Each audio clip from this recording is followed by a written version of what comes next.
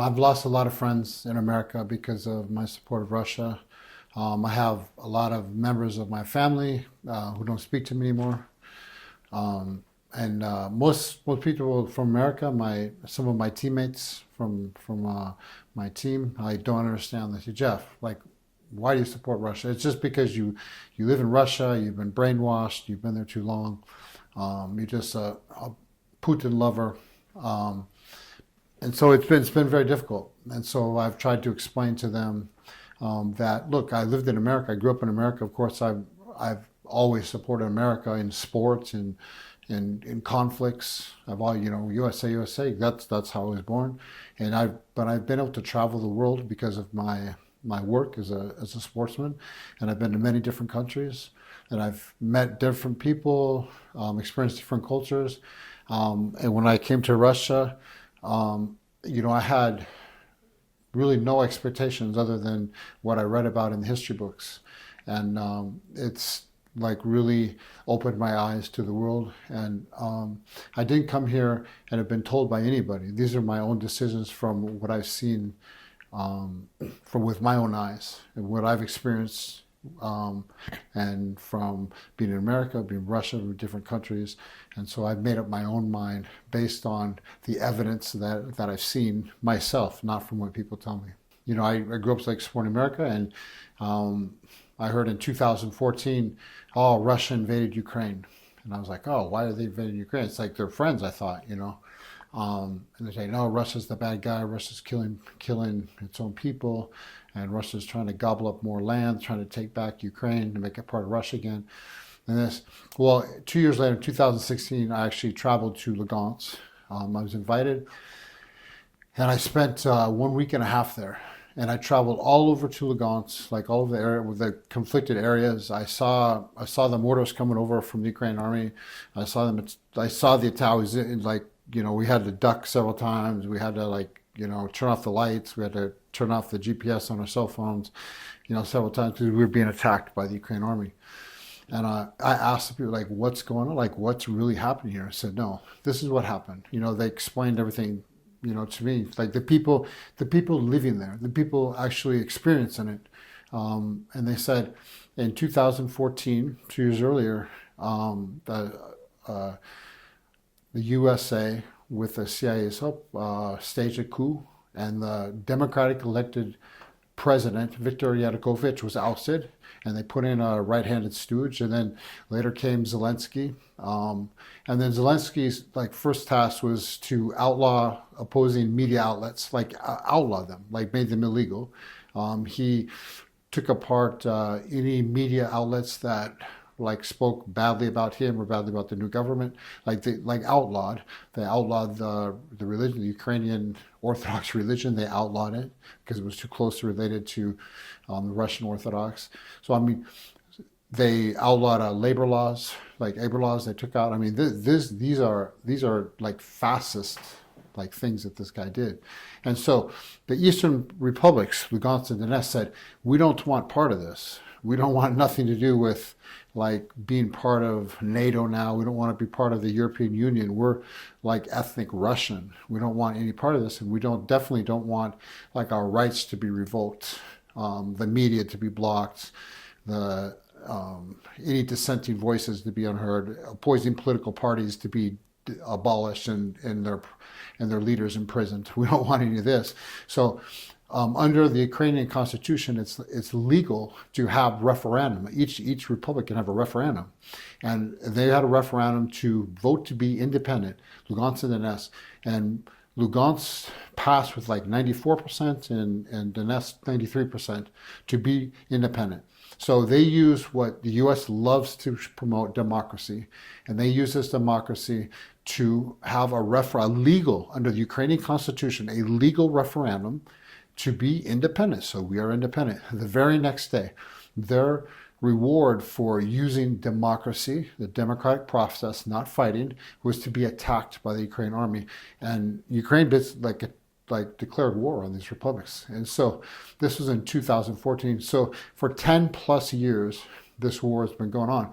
And people in the United States know about the SVO, like starting 2022, and they think, oh yeah, it's like 2 years old, a little over 2 years. No, this has been over 10 years. This has been over 10 years.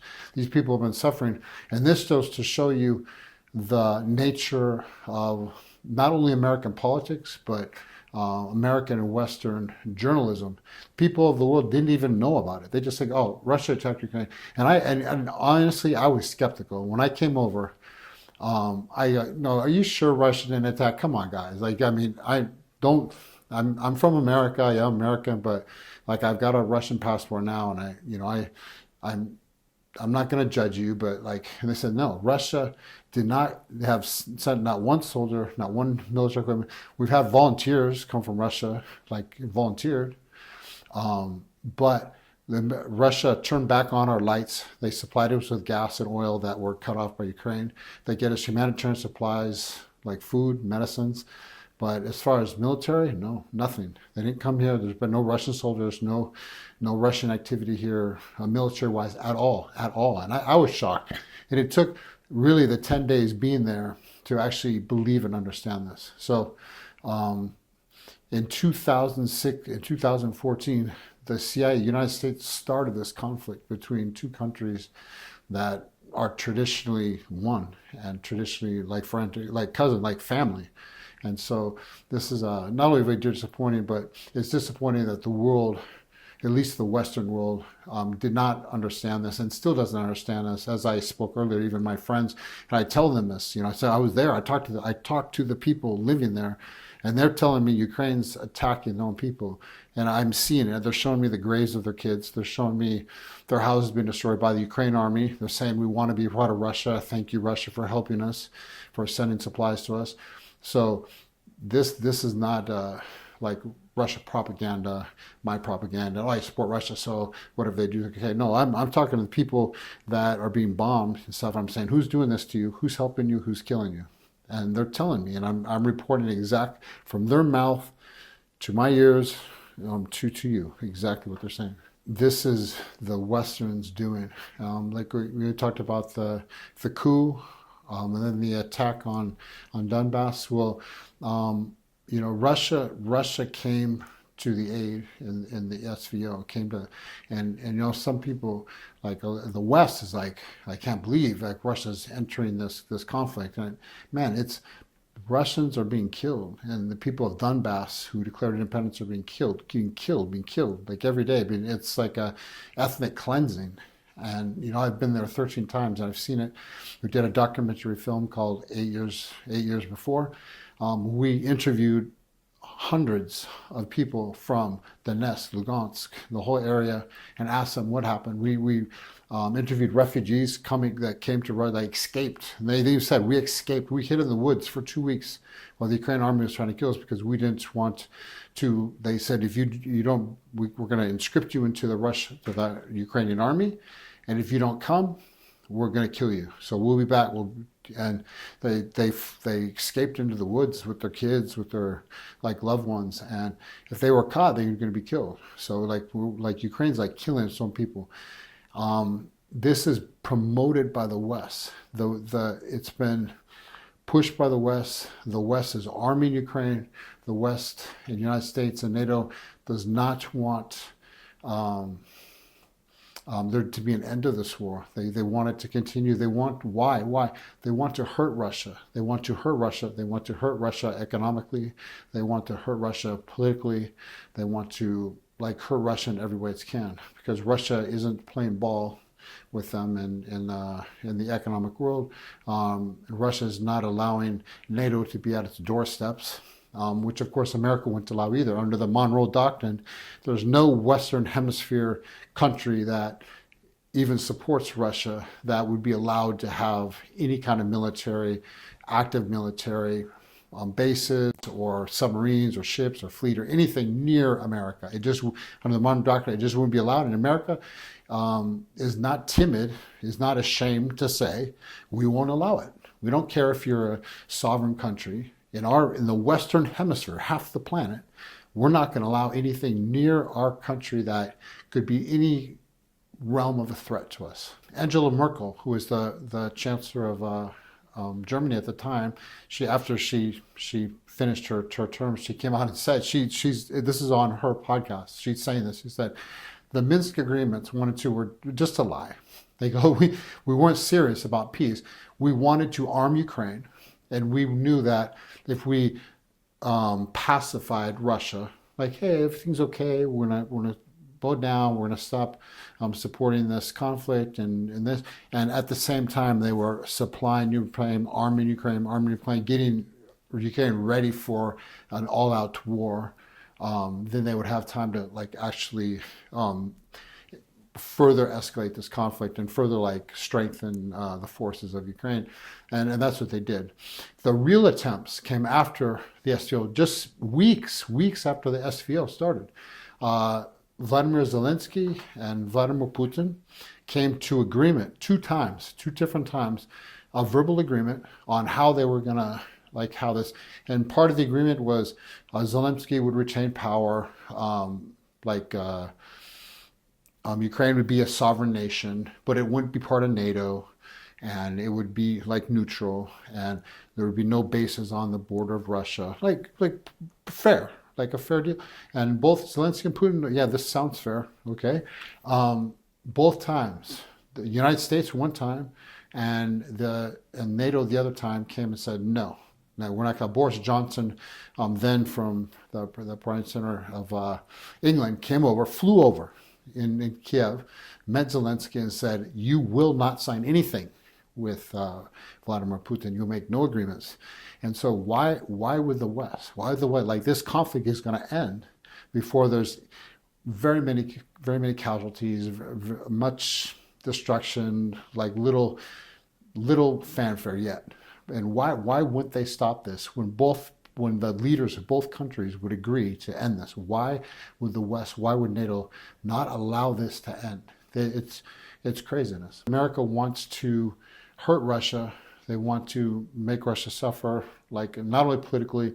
I mean, their absolute goal, their goal of all goals would be to have some political change, some Mr. Putin being removed from office or something like this. That would be, I mean, this is obviously not going to happen.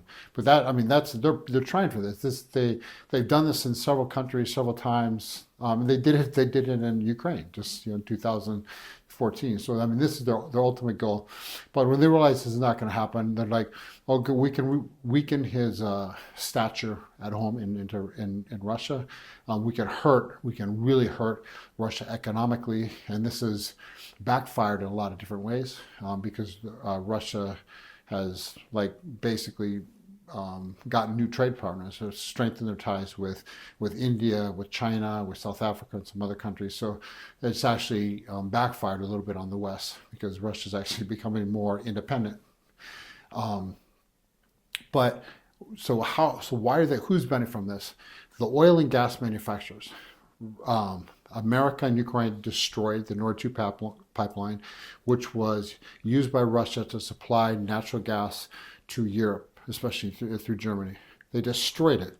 Not only was this the biggest ecological disaster of our time, but it stopped the flow of very cheap energy to Europe. So who comes in? Oh, the United States. Oh, we'll supply Europe. You're our friends. You're our allies. We're going to Germany, Europe. We're going to supply you with gas. Don't worry about it. Well, they're paying 4 times the price that they did to Russia. 4 times.